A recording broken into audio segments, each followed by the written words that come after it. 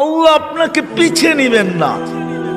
আমাদের শিক্ষিত মানুষগুলা ভাবে যে যদি আমি আল্লাহ পাওয়ায় লেগা যাই তাহলে মনে হয় আমি সুফি হয়ে যাবো, সুফি, সব বুঝি ছেড়ে দিতে হবে।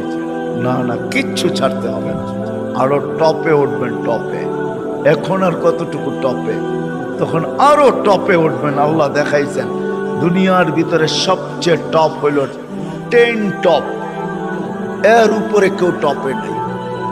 আশারায় মুবাশশারার উপরে কেউ নেই, আছে নাকি? আপনার আমি কয় টাকার মালিক? রাগ হয়ে যাবেন? বলবো? হায় হায়, আপনার আমি কয় টাকার মালিক? কয় টাকা?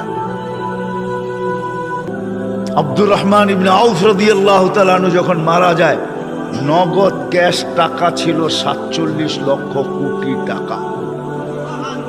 কত? জি, আপনার বাজেট